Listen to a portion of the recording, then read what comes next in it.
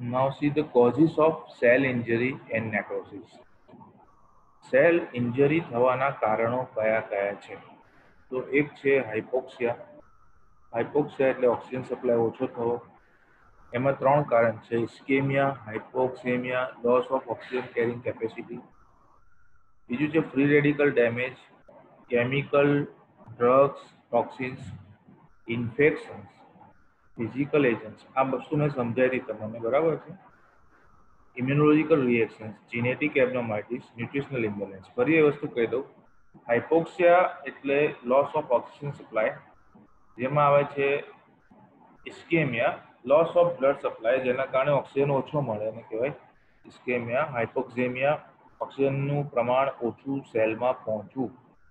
Loss of oxygen carrying capacity, ઓક્સિજનને carry કરવાની જે કેપેસિટી હોય એ ઓછી થઈ જવી. આ કોઈ પણ કારણસર સેલ સુધી ઓક્સિજન ઓછો પહોંચે તો એ કન્ડિશન કહેવાય હાઇપોક્સિયા. અને હાઇપોક્સિયાની અંદર સેલને ઇન્જરી થઈ શકે છે. ફ્રી રેડિકલ જે છે એ ડેમેજ કરી શકે છે સેલના ભાગને. ફ્રી રેડિકલ શું છે ડિટેલમાં આપણે જોઈશું. કેમિકલ્સ, કોઈ પર્ટિક્યુલર કેમિકલ્સ હોય, એમાં એસિડ હોય, બેઝ હોય, અમુક ટોક્સિક મટીરિયલ હોય, અમુક ડ્રગ મટીરિયલ હોય, એ સેલને નુકસાન પહોંચાડી શકે છે. Drug is capable of altering sensation, function and even structure and can cause death of the person if it is taken for a sufficient dose. તો જે ડ્રગ્સ છે, કેમિકલ્સ છે, certain toxins છે, they are harming the cell. They can cause damage or injury to the cell. Then infection. ઇન્ફેક્શનમાં બેક્ટેરિયાનું હોઈ શકે, વાયરસનું હોઈ શકે, બાયોલોજિકલ એજન્ટ જે છે, બાયોલોજિકલ એજન્ટની અંદર બેક્ટેરિયા, વાયરસ, ફૂગ છે, ફંગસ, એવી રીતે કોઈ પણ ઇન્ફેક્શન, પેરાસાઇટનું પણ ઇન્ફેક્શન લાગી શકે છે. તો લિવિંગ માઇક્રો ઓર્ગેનિઝમ બોડીની અંદર એન્ટર થઈને બહુ જ બધા વધે તો it can cause damage to the cell. Physical agent, કોઈ પર્ટિક્યુલર ફિઝિકલ વસ્તુ છે એ પણ સેલને ઇન્જરી પહોંચાડી શકે છે. કોઈ ફોરેન પાર્ટિકલ બોડીની અંદર ભરાઈ ગયો તો સેલને નુકસાન પહોંચાડી શકે છે. બહારથી ઇન્જરી આપણે ફિઝિકલી કોઈ દંડો મારીએ તો પણ એ ફિઝિકલ એજન્ટ કહેવાય, જે ડેમેજ કરી શકે છે. કોઈ ચાકુથી મારે તો બી કટ વાગી જાય તો એ ક્લિયર કટ ઇન્જરી થઈ જાય, એ ફિઝિકલ એજન્ટ છે. એવું ફિઝિકલ એજન્ટ કોઈ પણ હોય જેનાથી આપણને ઇન્જરી થાય. માથા પર પંખો પડે તો પણ ઇન્જરી થઈ શકે છે. એટલે ઇન્જરી થવાના કારણોમાં એક ફિઝિકલ એજન્ટ પણ છે. ઇમ્યુનોલોજીકલ રિએક્શન્સના કારણે પણ સેલ ડેમેજ થઈ શકે છે. ઇમ્યુનોલોજી એટલે પોતાની ઇમ્યુનિટી જે છે એને આપણે science that deals with the study of immunity, that is called immunology.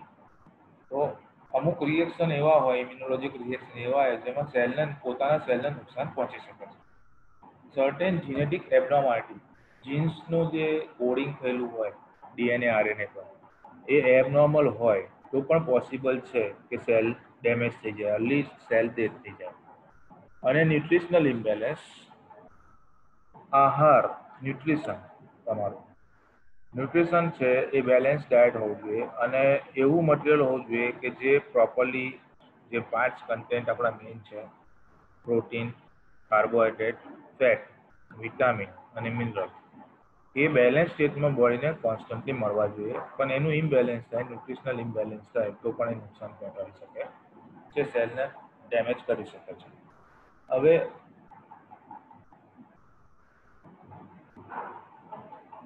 Reversible injury, પહેલા જોઈએ રિવર્સિબલ ઇન્જરી.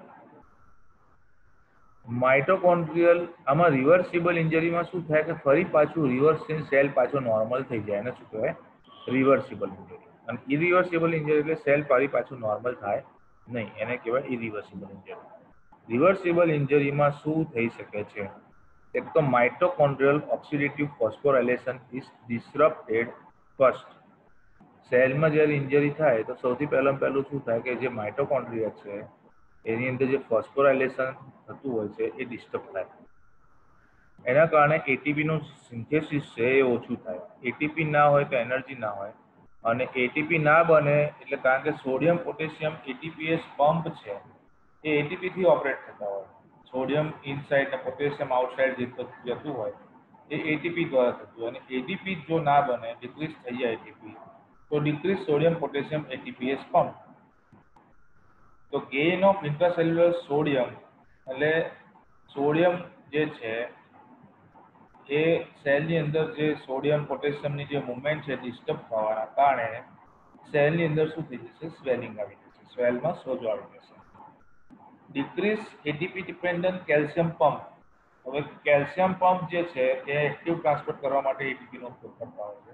એ ઓલરેડી તમે ફર્સ્ટ યરમાં ભણી ગયા છો કે કેલ્શિયમ પંપ જે છે એ પણ એટીપી બેઝડ જ હોય છે. એટીપી એને એટેચ થાય પંપ જોડે તો કેલ્શિયમની મૂવમેન્ટ થાય. તો એટીપીના પંપ ઘટ્યા, decrease ATP dependent calcium pump. એના કારણે ઇન્ક્રીઝ સાયટોપ્લાઝમિક કેલ્શિયમ કોન્સન્ટ્રેશન. સેલની અંદર કેલ્શિયમનું પ્રમાણ વધી જાય, કારણ કે પંપ ઓછા છે એટલે કેલ્શિયમ બહાર ફેંકાતું નથી, સેલમાં બધું ગેધર થાય. ઓલ્ટર્ડ મેટાબોલિઝમ, મેટાબોલિક એક્ટિવિટી ઓલ્ટર થાય. ડિપ્લીશન ઓફ ગ્લાયકોજન, ગ્લાયકોજન ઓછું થવા માંડે શરીરમાંથી. અને ઓક્સિજન ના હોય તો શું થાય? લેક્ટિક એસિડ બનવા માંડે. પાયરુક એસિડની હાજરીમાં, ઓક્સિજનની હાજરીમાં પાયરુક એસિડ એસિટાઇલ કોએન્ઝાઇમ એમાં કન્વર્ટ થાય. પણ જો તમારે ઓક્સિજન ના હોય તો પાયરુક એસિડ એ લેક્ટિક એસિડમાં કન્વર્ટ થાય. તો લેક્ટિક એસિડ સેલમાં વધારે ને વધારે જમા થાય. આ એસિડ છે, લેક્ટિક એસિડ.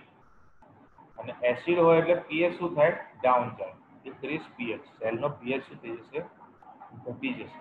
પીએચ 7 થી નીચે જવામાં, કારણ કે એસિડ જેમ જેમ બધું એક્યુમ્યુલેટ થવા માંડે એમ પીએચ શું થાય? ડાઉન જાય. એટલે પ્લસ એચ પ્લસ આયનનું પ્રમાણ વધવા માંડે અને પીએચ ડાઉન જાય એટલે એસિડિટી થવા માંડે સેલની અંદર. અને આના કારણે શું થાય? Detachment of ribosome from the rough endoplasmic reticulum. Rough endoplasmic રેટિક્યુલમની જોડે જે રાઇબોઝોમ અટેચ થયેલા હોય એ ડિટેચ થવા માંડે. એન્વાયરમેન્ટ આખું બગડ્યું, ઓક્સિજન સપ્લાય ઘટ્યો, એટીપી ઘટ્યું, એટલે પછી આ બધી ગડબડી અંદર શરૂ થાય. એના કારણે હવે પ્રોટીન સિન્થેસિસ પણ ઓછું થઈ જાય સેલની અંદર, કારણ કે રાઇબોઝોમ એન્ડોપ્લાઝમિક રેટિક્યુલમ જોડે જોડાયેલા હોય. Ribosome is a site for the storage of the amino acid. હવે રાઇબોઝોમ આગળ પાછળ ખસી ગયા તો પછી પ્રોટીન બનશે નહીં સેલમાં, એટલે પ્રોટીન સિન્થેસિસ પણ શું થશે? ડાઉન થશે. End result is cytoskeletal disruption. અને આના કારણે અલ્ટિમેટલી શું થશે કે જે સાઇટોસ્કેલેટલ છે, જે સેલનું આખું જે સ્ટ્રક્ચર છે એ ડિસ્ટર્બ થશે વિથ લોસ ઓફ માઇક્રોવિલાઈ. એટલે માઇક્રોવિલાઈ એની બધી લોસ થવા માંડશે સેલની. એન્ડ બ્લેક ફોર્મેશન, અંદર સ્વેલિંગ આવવા માંડશે સેલની અંદર. આ બધી વસ્તુ છે એ બધું રિવર્સિબલ છે. ફરી પાછું નોર્મલ થઈ શકે છે જો એને ઓક્સિજન મળે, એટીપી બનવાનું ચાલુ થાય તો ફરી પાછું બધું નોર્મલ થઈ જાય. તો આ ઇન્જરી કેવી છે? રિવર્સિબલ ઇન્જરી છે. અને ઇરિવર્સિબલ ઇન્જરી, તો ઇરિવર્સિબલ ઇન્જરીમાં મેઇનલી શું થતું હોય છે તે જુઓ. માઇટોકોન્ડ્રિયલ swelling with formation of large amorphous density in matrix. Lysosomal membrane damage, leakage of proteolytic enzyme into the cytoplasm. Mechanism include irreversible mitochondrial dysfunction, markedly decreased ATP, severe impairment of cellular organelle membranes. સમજો irreversible injury માં શું થતું હોય છે mainly? તો માઇટોકોન્ડ્રિયાનું swelling થઈ જશે. Mitochondrial swelling with formation of large amorphous, morphology, study of structure એને શું કહેવાય? Morphology. Morphous related to the structure, shape, બરાબર? તો amorphous એટલે જેનો શેપ ના હોય, સ્ટ્રક્ચર ના હોય, એવું એબનોર્મલ ડેન્સિટી થઈ જશે માઇટોકોન્ડ્રિયાની મેટ્રિક્સની. Mitochondrial swelling with formation of large amorphous density in matrix. આખું માઇટોકોન્ડ્રિયા છે આખું ખરાબ થવા માંડશે. બીજું થશે અને એ પછી રિપેરેબલ નથી, એ ઇરિવર્સિબલ છે. લાઇસોઝોમલ મેમ્બ્રેન ડેમેજ. લાઇસોઝોમ છે એનું કાર્ય શું છે? તો lysosome is a site for the storage of lytic enzyme. એની અંદર શું છે? લાઇસિસ કરવાની કેપેસિટી છે. દાખલા કે આપણા ઘરની અંદર આપણે એસિડ મૂકીએ બોટલમાં ભરીને, તો એ એસિડ આપણને ખબર છે કે આમાં એસિડ છે, તો એ જરૂર પડે તો એ જગ્યાએ આપણે ઉપયોગ કરીએ કે જ્યાં આગળ કદાચ કોઈ કચરો છે સાફ કરવું છે તો એ બી કેરફુલી આપણે ઉપયોગ કરીએ. પણ સપોઝિંગ એમ સમજો કે એસિડ આપણા ઘરના વ્યક્તિઓ આપણા ઉપર જ નાખવાની કોશિશ કરે, અંદર ઘરમાં રૂમમાં એસિડ મૂકેલો છે ને એ એસિડની બોટલ ખોલીને આપણા ઘરમાં આપણા બધાને મારવાની કોશિશ કરે, તો પોતાના વ્યક્તિઓ ન્યુકસાન કરે ને, ઓટોલાઇસિસ ખ્યાલ. તો એવી રીતે આ લાઇસોઝોમ છે, જ્યારે ઓક્સિજન ના મળે, ન્યુટ્રિશન ના મળે, સેલ ડેમેજ થાય, તો એમાં મેઇનલી ઇરિવર્સિબલ ડેમેજ થવા માટે એક છે લાઇસોઝોમલ મેમ્બ્રેન ડેમેજ. લાઇસોઝોમની ઉપરની જે મેમ્બ્રેન હોય છે ને, એ લાઇસિસ કરવાના જે એન્ઝાઇમ છે એની અંદર, લાઇટિક એન્ઝાઇમ, એને લીક થવા દેતું નથી. તો આમાં જ્યારે લીક થાય, ડેમેજ થાય, તો leakage of proteolytic enzyme into the cytoplasm. એટલે પ્રોટીનનું લાઇસિસ કરે એવા એસિડ જેવા એન્ઝાઇમ છે સેલની અંદર આવી જાય. જનરલી લાઇસોઝોમની મેમ્બ્રેન છે એને બહાર આવવા ના દે. જો બેક્ટેરિયા કે વાયરસ ભરાયો હોય ને, તો એને મારવા માટે આ લાઇસોઝોમ જે છે એ લાઇસિસ માટેના એન્ઝાઇમ રિલીઝ કરતું હોય. પણ આ તો આખું લાઇસોઝોમની જે મેમ્બ્રેન છે ડેમેજ જ થઈ ગઈ, તો આખું આનું અંદરનું જે કન્ટેન્ટ છે એના જે પ્રોટિયોલાઇટિક એન્ઝાઇમ, શબ્દ છે પ્રોટિયોલાઇટિક, લાઇસિસ એટલે બ્રેકડાઉન અને પ્રોટિયો એટલે પ્રોટીન. લાઇસોઝોમની અંદરથી પ્રોટીનને તોડા એવા એન્ઝાઇમ બધા લીક થઈને આખા સેલમાં ફરે, તો સેલની અંદર માઇટોકોન્ડ્રિયા, એન્ડોપ્લાઝમિક રેટિક્યુલમ, આ બધું શેનું બનેલું છે? પ્રોટીન. તો એ બધું નુકસાન પહોંચાડે, એટલે સેલ ડેમેજ થવા માંડે. અને આ રિવર્સિબલ ના હોય, આ કેવું હોય? ઇરિવર્સિબલ. તો leakage of proteolytic enzyme into the cytoplasm, આમાં mechanism include irreversible mitochondrial dysfunction. માઇટોકોન્ડ્રિયાનું ફંક્શન એટલું બધું બગડ્યું છે કે રિવર્સ થઈ શકે એમ નથી, રિવર્સિબલ છે. એના કારણે શું થાય? માઇટોકોન્ડ્રિયાનું ફંક્શન ડિક્રીઝ થાય તો એટીપી બનવાનું બંધ થઈ જાય. તો માર્કલી ડિક્રીઝ એટીપી, એટીપીનું પ્રમાણ શું થઈ જશે? ઓછું થઈ જશે. Severe impairment of cellular and organelle membrane. હવે ઇમ્પેરમેન્ટ કેવી રીતે થશે? કારણ કે લાઇસોઝોમની મેમ્બ્રેન ડેમેજ થાય તો પ્રોટિયોલાઇટિક એન્ઝાઇમ રિલીઝ થાય, તો એના કારણે જે ઓર્ગેનેલ્સ છે, સેલના જે ઓર્ગેનેલ્સ છે, એની જે મેમ્બ્રેન છે એ સિવિયરલી ડેમેજ થઈ જાય. ઓકે, નેક્સ્ટ અહીંયા બતાવેલું છે ફિગરની અંદર જુઓ. માઇટોકોન્ડ્રિયા ઓક્સિડેટિવ ફોસ્ફોરાયલેશન કરે, એનાથી એટીપી બને. એટીપી બને તો એનાથી સોડિયમ પોટેશિયમ પંપ. હવે જો એટીપી ડિક્રીઝ થાય, અહીંયા બતાવ્યું છે ડિક્રીઝ, લાલ એરો નીચે જે ડાઉન મારેલો છે એ ડિક્રીઝ બતાવે છે. માઇટોકોન્ડ્રિયાની અંદર ગડબડી થવાના કારણે એક તો પહેલા ઉપરથી જે છે એ ઓક્સિજન સપ્લાય બંધ થયેલો છે, બ્લડ વેસલ્સમાંથી ઓક્સિજન આવતું બંધ થયેલું બતાવે છે, જેના કારણે માઇટોકોન્ડ્રિયાની અંદર જે ફોસ્ફોરાયલેશનની જે પ્રક્રિયા થાય છે એ ઓછી થાય. ફોસ્ફોરાયલેશનની પ્રક્રિયા ઓછી થાય તો ડિક્રીઝ એટીપી, એટીપીનું સિન્થેસિસ શું થઈ જાય? ઓછું થાય. અને એટીપી જો ના હોય તો સોડિયમ પોટેશિયમ પંપ પણ એટીપી વગર કામ કરી શકે નહીં, એટલે સોડિયમ પોટેશિયમ પંપ પણ ડિક્રીઝ થાય. અને આ વખતે influx of calcium, H2O and sodium અંદર ઇન્ક્રીઝ થઈ જાય સેલની અંદર. ઇન્ક્રીઝ ઇફ્લક્સ ઓફ પોટેશિયમ અને એન્ડોપ્લાઝમિક રેટિક્યુલમનું સ્વેલિંગ જોવા મળે, સેલ્યુલર સ્વેલિંગ જોવા મળે, loss of microvilli and blebs. એ રીતે એરોબિક પાથવે બંધ થયો છે, ઓક્સિજન સપ્લાય બંધ થયો છે, તો એનએરોબિક પાથવે ચાલુ થાય. એનએરોબિક પાથવે એટલે ગ્લાયકોલાઇસિસ જે છે, ગ્લુકોઝનું જે લાઇસિસ થાય એ ઓક્સિજનની હાજરીમાં થાય તો એરોબિક પાથવે કહેવાય, અને ઓક્સિજનની ગેરહાજરીમાં થાય તો એનએરોબિક પાથવે કહેવાય. પણ જ્યારે બ્લડમાંથી ગ્લુકોઝ ના મળે તો તે સમયે જે ગ્લાયકોજન શરીરમાં સ્ટોર થયેલો છે સેલની અંદર, એનો ઉપયોગ કરવામાં આવે. ઓક્સિજનની ગેરહાજરીમાં શું થાય કે એનએરોબિક ગ્લાયકોલાઇસિસ શરૂ થાય, જેના કારણે ગ્લાયકોજનનું જે ડિપોઝિશન છે ઓછું થાય. ઇન્ક્રીઝ લેક્ટિક એસિડ, શરીરમાં લેક્ટિક એસિડનું પ્રમાણ વધે, અને જ્યારે એસિડનું પ્રમાણ વધે એટલે પીએચનું પ્રમાણ ઘટે, અને પીએચનું પ્રમાણ ઘટે એટલે clumping of nuclear chromatin. Acidic environment થાય સેલની અંદર, એટલે સેલનું જે ક્રોમેટિન ન્યુક્લિયર ભાગ છે એ આખો જામવા માંડે, ક્લમ્પિંગ થવા માંડે.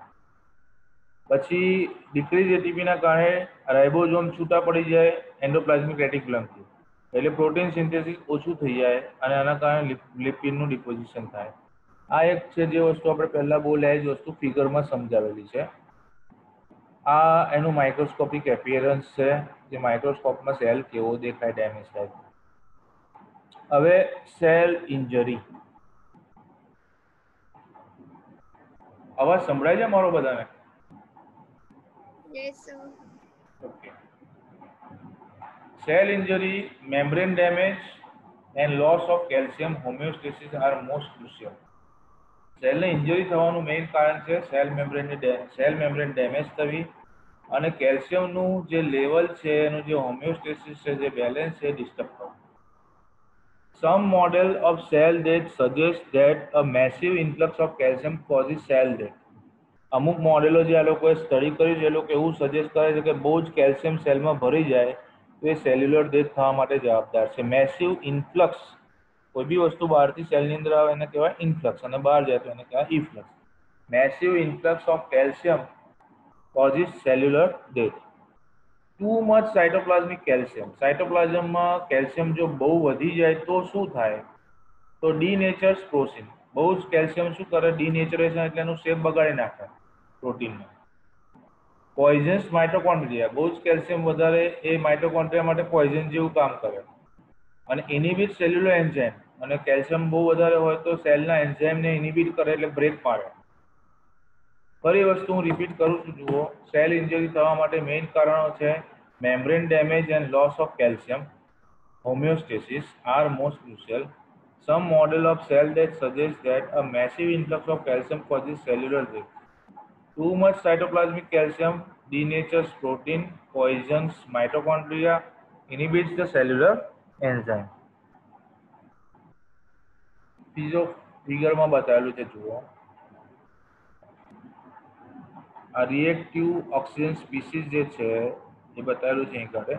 પણ મેઇનલી સમજો કે ઓક્સિજન સપ્લાય માઇટોકોન્ડ્રિયાને ઓછો મળે છે તો એટીપી ઓછું બને છે, તો ફોસ્ફોલિપિડ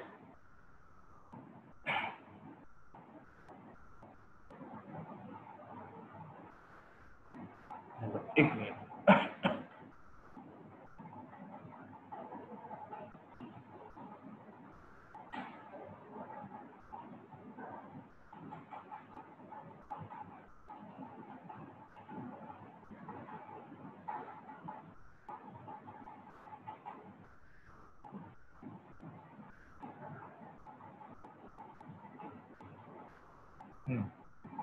ડિક્રીઝ O2 માઇટોકોન્ડ્રિયા, તો સેલ, આ આખો સેલ બતાવેલો છે, દોરેલો છે, આખો શું છે? સેલ દોરેલો છે. તો સેલની અંદર જ્યારે ઓક્સિજન સપ્લાય ઓછો થાય છે ત્યારે એટીપી ઓછી બને છે, ત્યારે શું થાય છે તેમને? તો ફોસ્ફોલિપિડ રીસાયલેશન સિન્થેસિસ. એક તો ઇન્ક્રીઝ સાઇટોસોલિક કેલ્શિયમ, સેલની અંદર કેલ્શિયમનું પ્રમાણ વધી જવાના કારણે ફોસ્ફોલાઇપેઝ એક્ટિવેશન થાય, પ્રોટીએઝ એક્ટિવેશન થાય. આ એજ શબ્દ જે આવે છે એ શું સૂચવે છે? એન્ઝાઇમ. ફોસ્ફોલાઇપેઝ એક્ટિવેશન એ શું કરે? Phospholipid, increase phospholipid degradation. જે સેલની અંદરનું જે ફોસ્ફોલિપિડ હોય એ તોડવા માંડે, ડિગ્રેડેશન થવા માંડે. એટલે લિપિડ બ્રેકડાઉન પ્રોડક્ટ જે છે બને એ સેલ મેમ્બ્રેનને ડેમેજ કરે. ફોસ્ફોલિપિડનું જે લોસ થાય એ કારણ કે સેલ મેમ્બ્રેન ફોસ્ફોલિપિડની બનેલી હોય, તો ફોસ્ફોલિપિડનો લોસ થવાના કારણે સેલ મેમ્બ્રેન ડેમેજ થાય. લિપિડનું બ્રેકડાઉન થવાના કારણે સેલ મેમ્બ્રેન ડેમેજ થાય. પ્રોટીએઝ એક્ટિવેશન, પ્રોટીએઝ એટલે એન્ઝાઇમ, પ્રોટીનને તોડ એવા એન્ઝાઇમ પ્રોટીએઝ, પ્રોટીન પર એક્ટ કરે પ્રોટીએઝ એક્ટિવેશન, તો સાઇટોસ્કેલેટન ડેમેજ થાય. જે સેલનું સ્ટ્રક્ચર બનાવવા માટે સાઇટોસ્કેલેટન જવાબદાર છે એ ડેમેજ થાય અને અલ્ટિમેટલી સેલ મેમ્બ્રેન ડેમેજ થાય. એટલે આ રીતે સેલ મેમ્બ્રેન સેલ ડેમેજ થાય છે. બીજું, ઇન્જુરિયસ એજન્ટ કોઈ આવી ગયો અને કેલ્શિયમ અંદર આવ્યું તો માઇટોકોન્ડ્રિયાનું કેલ્શિયમ બતાવે છે, સ્મૂથ એન્ડોપ્લાઝમિક રેટિક્યુલમમાં કેલ્શિયમ બતાવે છે. ઇન્ક્રીઝ સાઇટોસોલિક કેલ્શિયમ, સેલમાં કેલ્શિયમનું પ્રમાણ વધી જાય તો એક્ટિવેશન ઓફ સેલ્યુલર એન્ઝાઇમ. કયા એક્ટિવેશન થાય? ફોસ્ફોલાઇપેઝ, તો એ ફોસ્ફોલિપિડને ડિક્રીઝ કરે. પ્રોટીએઝ, તો પ્રોટીનને ડિક્રીઝ કરે. એન્ડોન્યુક્લિએઝ, તો ન્યુક્લિયસ ડેમેજ કરે. એટીપીએઝ, તો ડિક્રીઝ એટીપી, એટીપીને તોડી કાઢે. તો ઇન્ક્રીઝ માઇટોકોન્ડ્રિયલ પરમિબિલિટી ટ્રાન્ઝિશન. આ એક ફિગર છે. આ રીતે સેલની અંદર ડેમેજ થતું હોય છે. હવે નોર્મલ સેલ છે, બે બાજુ બે ફિગર બતાવેલી છે, એક બાજુ નેક્રોસિસ છે અને એક બાજુ એપોપ્ટોસિસ દોરેલું છે, સેલ ઇન્જરી બતાવેલી છે, રિવર્સિબલ ઇન્જરી છે. અને જુઓ કેવું છે તે, હું શરૂઆતની અંદર આ નોર્મલ સેલ બતાવ્યો છે. તો સેલની અંદર નોર્મલ સેલમાં શું હોય?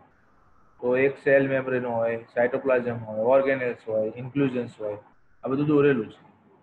તો રિવર્સિબલ ઇન્જરીમાં શું થાય કે સેલ આ ડેમેજ થયો ને તો ફરી પાછું રિકવરી થઈને નોર્મલ સેલ થઈ જાય. તો આ અહીં ડાઉન એરો માર્યો છે, તો આ રિવર્સિબલ ઇન્જરીમાં આવું થાય. અને રિકવરી થઈને ફરી પાછું સેલ નોર્મલ થઈ જાય, તો એ રિવર્સિબલ ઇન્જરી કહેવાય. પણ ઇરિવર્સિબલ ઇન્જરીની અંદર સેલ ફરી પાછો નોર્મલ થાય નહીં.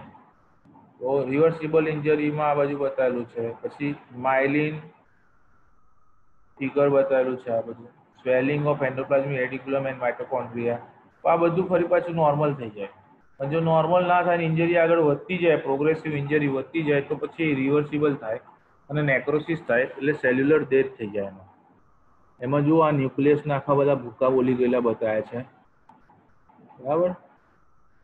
એમોર્ફસ ડેન્સિટી ઓફ માઇટોકોન્ડ્રિયા, માઇટોકોન્ડ્રિયા આખું બગડી ગયેલું દેખાડેલું છે. Breakdown of plasma membrane, organelles and nucleus, leakage of cell content, cell આખો તૂટીને બધું લીક થાય છે બહાર.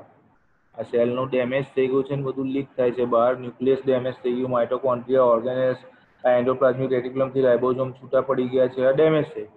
અને અલ્ટિમેટલી સેલ આખો ડેમેજ થઈ જાય, અને કહેવાય છે નેક્રોસિસ. આ બાજુ બીજું બતાવું છે, નોર્મલ સેલ છે, એની અંદર કન્ડેન્સેશન ઓફ ક્રોમેટિન થાય અને મેમ્બ્રેન બ્લેબ્સ ડેવલપ થાય છે. આ જે ડેવલપ થયું ગ્રોથ, એને કહેવાય મેમ્બ્રેન બ્લેબ્સ. સેલના ટુકડા થઈ જાય, સેલ્યુલર ફ્રેગમેન્ટેશન થાય, બરાબર. એપોપ્ટોટિક બોડી, પોતાનો સેલ પોતાને નુકસાન પહોંચે, એને કહેવાય એપોપ્ટોસિસ. અને ત્યાં WBC આવે અને એનું શું કરી જાય? ફેગોસાઇટોસિસ. આ ટુકડાનું શું કરી જાય? ફેગોસાઇટોસિસ ઓફ એપોપ્ટોટિક સેલ એન્ડ ફ્રેગમેન્ટ. પોતે સેલ્યુલર ડેથ, એને કહેવાય સુસાઇડલ ડેથ જે છે, સુસાઇડ, પોતે સેલ પોતાને જ નુકસાન પડે, એને કહેવાય apoptosis. Okay, next. Clinical correlation: injured membrane are leaky. Enzyme and other protein that escape through the leaky membrane make their way to bloodstream, where they can be measured in the serum. હવે clinically શું correlation થાય? આ cellular death, આપણે reversible irreversible injury ભણીએ છીએ, એનું clinical શું importance? Injured membranes are leaky. Cell damage થયો હોય એટલે એની મેમ્બ્રેન ડેમેજ થઈ એટલે એના અંદરના જે કન્ટેન્ટ છે બધા લીક થઈ અને બહાર બ્લડમાં આવશે. તો એના એન્ઝાઇમ પણ બ્લડમાં આવશે, એનો પ્રોટીન પણ બ્લડમાં આવશે. તો enzymes and other proteins that escape through the leaky membranes make their way to the bloodstream. આજે સેલ, દાખલા કે કોઈ સેલ ડેમેજ થયો, લંગ્સમાં થયો કે લીવરમાં થયો કે બોડીના કોઈ બી ભાગમાં થયો, આ ગ્રુપ ઓફ સેલ બધા ડેમેજ થયા. એક સેલ નહીં, ઘણા બધા સેલ ડેમેજ થાય, અને દરેક સેલમાંથી ઢગલાબંધ એન્ઝાઇમો બધા રિલીઝ થાય. દાખલા કે ALT, SGOT, SGPT છે, એનું લેવલ વધ્યું છે બ્લડમાં. આપણે હમણાં બધા જે રિપોર્ટો કરાવીએ છીએ, ESR નો રિપોર્ટ કરાવીએ તો ESR વધારે આવે તો થાય, સેડિમેન્ટેશન રેટ વધારે આવે છે, SGOT વધારે આવે છે. આ જે છે એ એન્ઝાઇમ છે, લીવરના એન્ઝાઇમ છે, લીવરના સેલના એન્ઝાઇમ છે. પણ લીવર જ્યારે ડેમેજ થાય, લીવરને નુકસાન પહોંચે, તો લીવર એટલે શું? Group of cell. તો સેલ એટલે શું? તો સેલની અંદર ઓર્ગેનેલ્સ છે, સાયટોપ્લાઝમ છે, સેલ મેમ્બ્રેન છે. હવે આ લીવરના સેલ ડેમેજ થયા, કોઈ બી કારણ હોય, આલ્કોહોલ પીવાના કારણે, કોઈ ડ્રગ લેવાના કારણે, તો શું થાય કે લીવર ડેમેજ થવાના કારણે, લીવરના સેલ ડેમેજ થવાના કારણે, સેલનું ડેથ થવાના કારણે, સેલની મેમ્બ્રેન લીક થવાના કારણે જે SGOT ને SGPT જે એન્ઝાઇમ છે લીવરના સેલના, એ લીક થાય સેલની અંદરથી ને અલ્ટિમેટલી ત્યાં આગળ જે બધી બ્લડ વેસલ્સ હોય એ બ્લડની અંદર એ બધું વસ્તુ જમા થાય. તો આ જમા થવાના કારણે ત્યાં આગળ લેવલ એનું વધી જાય, ત્યાં એનું લેવલ વધી જાય. એટલે બ્લડની અંદર એના જે કન્ટેન્ટ છે એન્ઝાઇમના, એ લેવલ હાઈ જાય. એન્ઝાઇમ્સ એન્ડ અધર પ્રોટીન, જે સેલના પ્રોટીન પણ છે, બધું નીકળે અંદર. એટલે એ બધા જે ટેસ્ટ આપણે જ્યારે બ્લડનો ટેસ્ટ કરાવીએ તો બ્લડમાં અમુક લેવલ ફિક્સ હોય છે કે ભાઈ આટલું જ લેવલ હોવું જોઈએ, પણ આનાથી લેવલ વધ્યું એનો મતલબ કે લીવરમાં ડેમેજ થઈ રહ્યું છે. બ્લડમાં આ લેવલ આટલું જ હોવું જોઈએ, પણ જો એના કરતાં લેવલ વધી ગયું છે એન્ઝાઇમનું અને બ્લડમાં એનું પ્રમાણ બહુ વધારે આવે છે, એનો મતલબ લીવરના સેલ ડેમેજ થયા છે. તો આ એન્ઝાઇમ ક્લિનિકલી આ રીતે કોરિલેટ કરાય આપણે. Enzyme and other proteins that escape through the leaky membranes. Enzymes and other proteins that escape through the leaky membranes make their way to the bloodstream, where they can be measured in the serum. અને જે આપણે serum દ્વારા માપી શકીએ કે કેટલા એન્ઝાઇમનું પ્રમાણ વધ્યું છે, નોર્મલ છે કે નથી. આ એનું ઇમ્પોર્ટન્સ છે ઇન્જરીમાં. હવે આવ્યું ફ્રી રેડિકલ્સ. ફ્રી રેડિકલ્સ શું છે? So free radicals have an unpaired electron in their outer orbit. Free radicals have an unpaired electron in their outer orbit. Free radicals cause chain reaction generated by absorption of radiant energy, oxidation of endogenous constituent, oxidation of exogenous compounds. આ વસ્તુ ડિટેલમાં છે એ હું video તમને બતાવીશ તો જ સમજમાં આવશે, નહીં તો સમજમાં આવશે નહીં. એક્ઝામ્પલ ઓફ ફ્રી રેડિકલ ઇન્જરીમાં કેમિકલ આવે છે, CCl4 આવે છે, એસિટામિનોફેન આવે છે એટલે કે paracetamol. Inflammation, microbial killing, irradiation, UV ray, skin cancer, oxygen, exposure to very high oxygen tension on ventilator. આમાં ફ્રી રેડિકલ ઇન્જરી બોડીને થવાની શક્યતા છે એજ રિલેટેડ ચેન્જીસમાં પણ. તો એનો આખો આપણે વિડીયો જોવાનો છે કે ફ્રી રેડિકલ એકચ્યુઅલી છે શું. એટલે અત્યારે હું ફ્રી રેડિકલના ઈગાડથી બાદ કરું, પણ it can cause cellular damage. Lipid peroxidation, damage to the cellular and organelles membranes, protein cross-linking and fragmentation due to the oxidative modification of amino acid and the protein, DNA damage due to the reaction of free radical with the thymine. આ વસ્તુ છે. અહીંયા સુધી આપણે રાખીએ છીએ. આજનું lecture અહીંયા રાખીએ છીએ આપણે. આગળ હું હવે ફ્રી રેડિકલ્સથી હવે નેક્સ્ટ સેટરડે જે લેક્ચર છે આપણું તેનું તમારે ફ્રી રેડિકલ્સ વિશે ડિટેલમાં સમજાવીશ. પણ આજે અહીંયા સુધી આપણે રાખીએ છીએ. કોઈને કોઈ ક્વેરી હોય તો પૂછો, નહીં તો આઈ એમ એન્ડિંગ ધ લેક્ચર.